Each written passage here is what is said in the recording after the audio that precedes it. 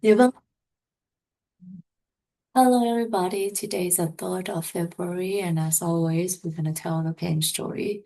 This pain story has changed a lot of people's life and shed light into why something happened to our life and how we can create or manifest our dream life in a very certain way.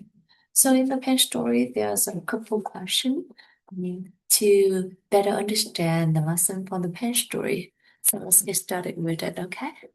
What is this? It's a pen. What do we use a pen for? To write. Now, there's a dog inside the room. I'm going to wave this in front of the dog. What does the dog do? The dog probably will sniff, lick, or chew the shade. Does the dog see this one as a pen? No. So for the dog, this one is not a pen, but for the human, this one is a pen. So who is correct, the dog or the human? The answer is both are correct. For the dog, this one is a chewing toy, but for the human, this one is a pen to rate.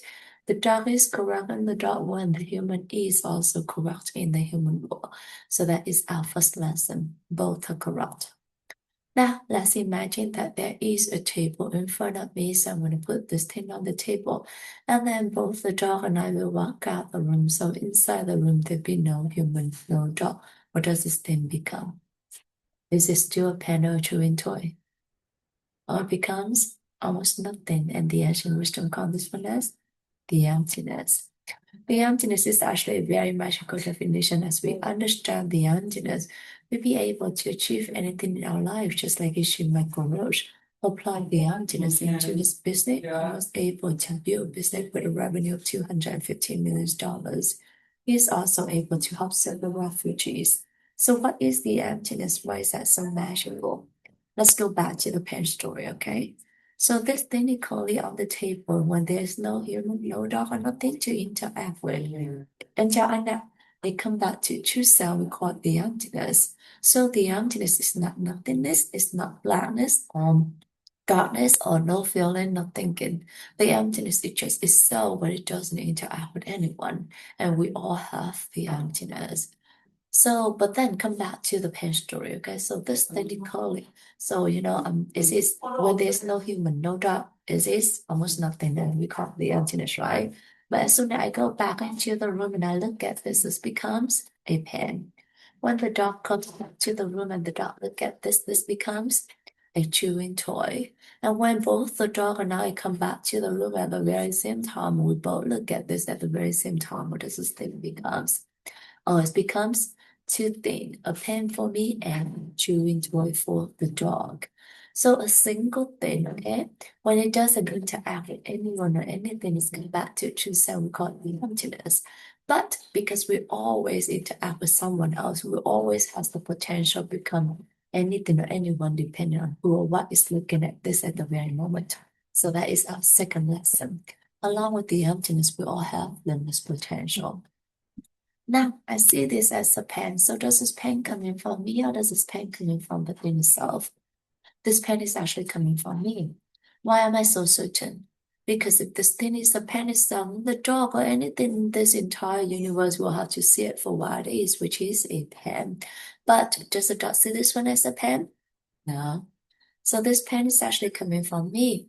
This pen is actually coming from my mind, and everything is actually coming from our mind. So that is our third lesson. Everything is actually coming from our mind. Now, we all agree that this pen is coming from my mind, right? So I'm going to change my mind and I'm going to believe this one become a diamond, okay? So please pray with me. Diamond, diamond, diamond. Open my eyes. It's still a pen. So what in my mind that forced me to see this as a pen but not a diamond? There are said inside our mind that the ancient wisdom call has come up. When we see something, the said inside our mind pop up, open up, and cover this and made us see it for what had been planted early into our mind. So who planted those seed into your mind then? Only you can plant the seed into your mind, and only I can plant the seed into my mind. How can we do it?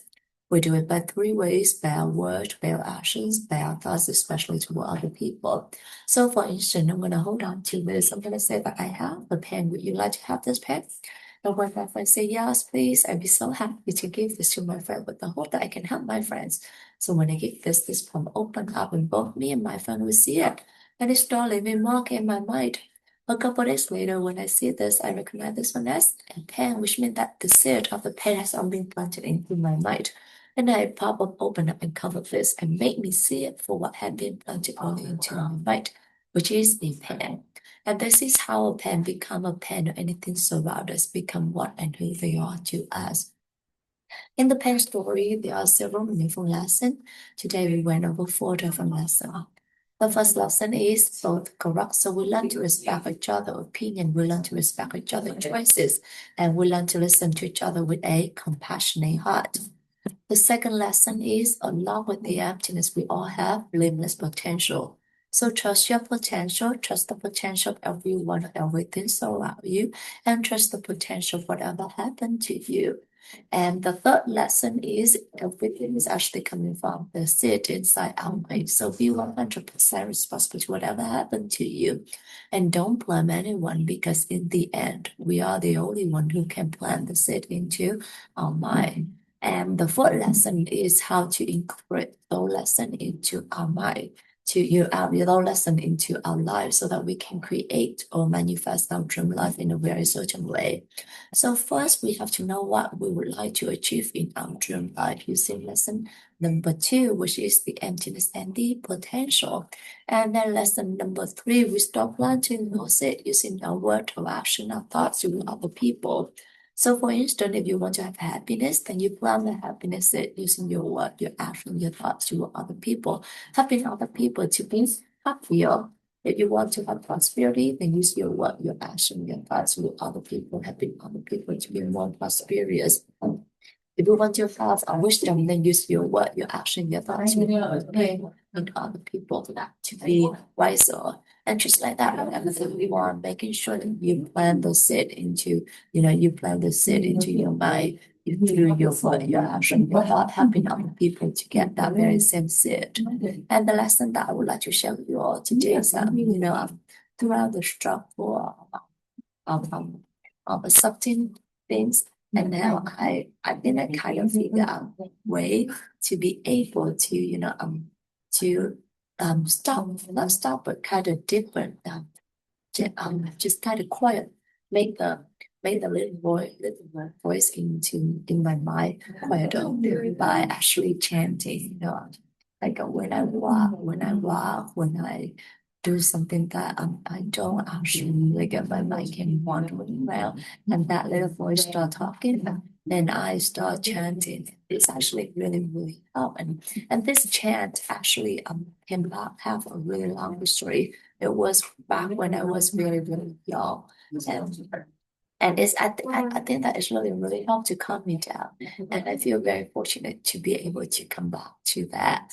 And I think that is a manifest. It is like when you really want to do something, and when you truly want to do it, then your mind will figure out a way to do it. You just have to think about it. Okay. So thank you everyone for listening to me today. Thank you everyone for coming with me in this 3,000-day journey. And invite me share with you my pen story or lesson is something good.